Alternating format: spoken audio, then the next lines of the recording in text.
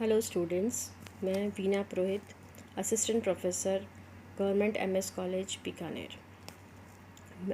Students, मैं आपको second year का paper third cytogenetics, plant breeding, evolution and biostatistics पढ़ाऊँगी।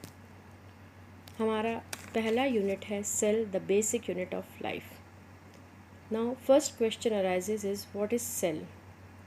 तो सेल को कैसे डिफाइन किया जाएगा?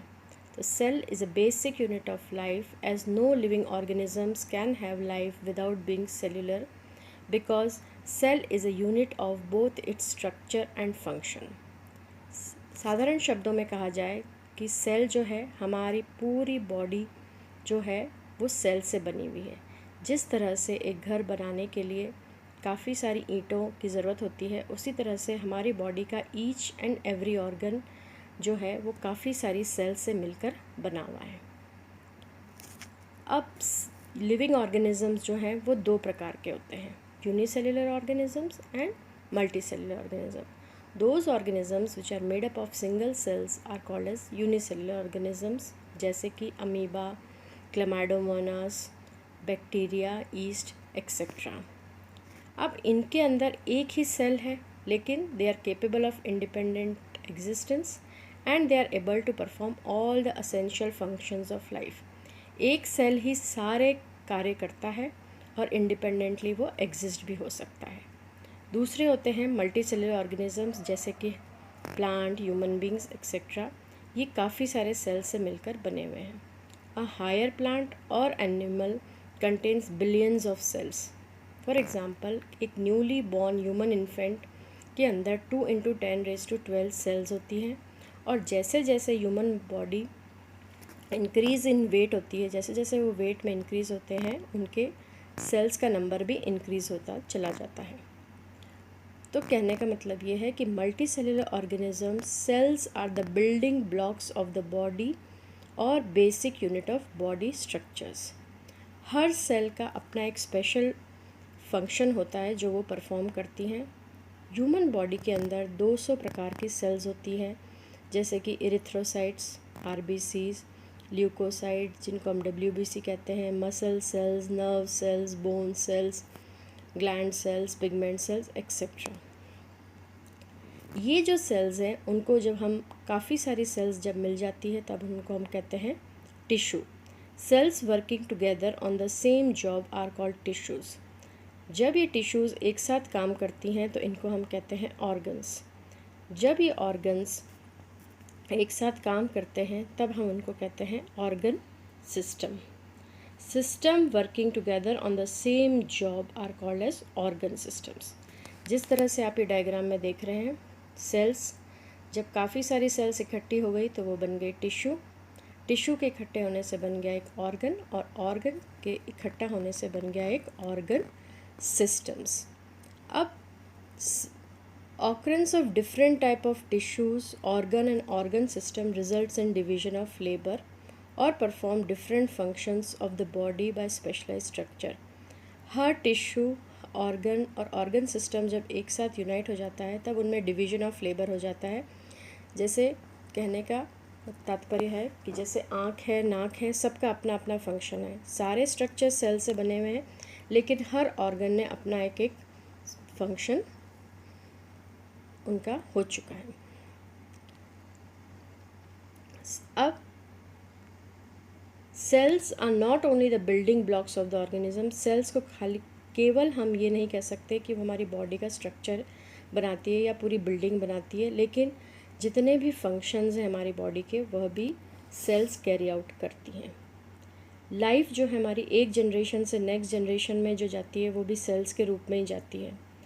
ऑर्गेनिजम्स की जितनी भी एक्टिविटीज़ हैं वो जो है वो सब सेल्स के द्वारा कैरी आउट की जाती हैं। A new cells always develop by a division of pre existing cell. नया सेल जो है जो पहले से मौजूद सेल है उसके डिवीजन से बढ़ता है। Cells are totipotent. Totipotent that is a single cell has the ability to form the whole organism. एक सिंगल सेल के अंदर ये एबिलिटी होती है कि वो पूरे ऑर्गेनिजम्स को बना दे, पूरा ऑर्गेनिज्म उससे बन सके।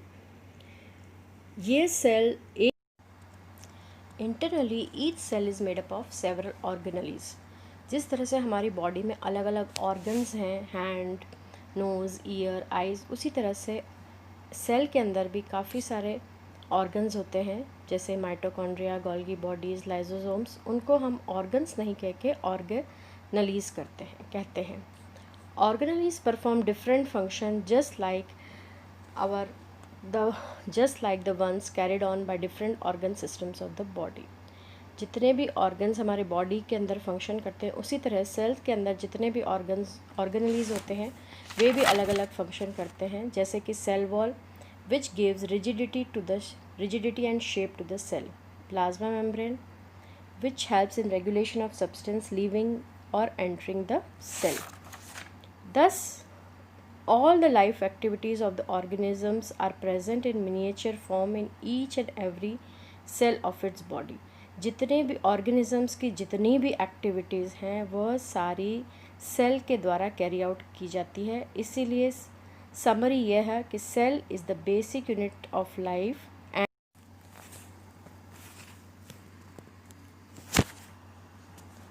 The cell is the basic unit of life and structural and functional unit of an organism. It is the smallest unit capable of independent existence and performing the essential function of life। Cell हमारी body की सबसे छोटी इकाई है जो independently exist होती है और सारे एसेंशियल फंक्शंस लाइफ के कैरी आउट करती है। नेक्स्ट हमारा टॉपिक है डिस्कवरी ऑफ सेल। जितना भी सेल के ऊपर अभी तक काम किया गया है, it requires microscope with good resolving power and magnification. First microscope was build by Janssen in 1519। पहला माइक्रोस्कोप जो था वो जेनसन के द्वारा डिस्कवर किया गया 1590। Then it was modified by Galileo and then by Robert Hooke. Robert Hooke was a mathematician and physicist. Robert Hooke जो थे उन्होंने सबसे पहले माइक्रोस्कोप को डिस्कवर किया, जिसके द्वारा उन्होंने इंटरनल स्ट्रक्चर्स ऑफ प्लांट को स्टडी किया। उनका जो काम है कॉर्क सेल के ऊपर, वह उनकी बुक थी माइक्रोग्राफिया, उसके अंदर प्रकाशित हुआ। रॉबर्ट हुक ने एक लाइट माइक्रोस्कोप लिया और एक thin slice of cork and prepared a thin slice, उनकी छोटी छोटी स्लाइस बना के नाइफ के द्वारा और उनको माइक्रोस्कोप के अंदर ऑब्जर्व किया। ये कॉर्क किसके कहते हैं? कॉर्क एक सब्सटेंस है जो प्लांट के बार्क से मिलता है, और सबसे पहले ओक ट्री, जिसको हम कहते हैं कर्कस सूबर, उससे हमें कॉर्क प्राप्त हुआ था। इस कॉर्क के अंदर छोटे छोटे हनी कोम लाइक स्ट्रक्चर्स होते हैं या कंपार्टमेंट्स होते हैं, जिनके अंदर एक पोर होता है और जो डायफ्राम के द्वारा सेपरेटेड होता है। इन पोर्स को या इन सेल्स को उन्होंने नाम दिया था, या इन बॉक्सेस को उन्होंने नाम दिया था सेल्यूली, और लैटिन वर्ड में उनको कहेंगे सेल्स। उनको इनका सिग्निफिकेंस नहीं पता था, लेकिन उन्होंने इन सेल्स को या इन पैसेजेस को conducting fluid, it was considered as a passage for conducting fluid. Robert hook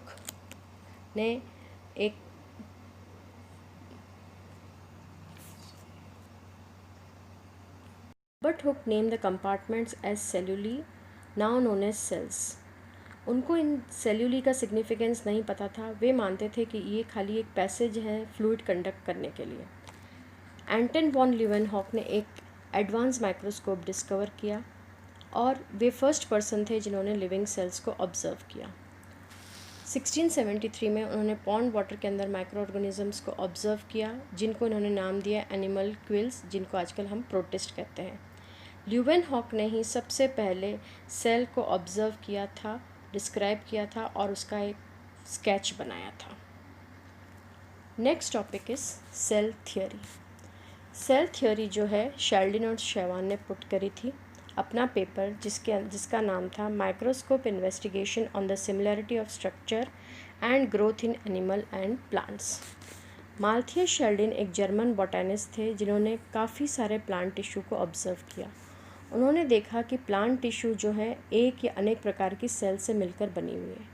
श्वान जो एक जर्मन जूलॉजिस्ट थे, उन्होंने अलग अलग टाइप की एनिमल टिश्यूज़ को ऑब्ज़र्व किया और उन्होंने भी यही कहा कि एनिमल टिश्यूज़ भी है वो काफ़ी सारी सेल से मिलकर बनी हुई है।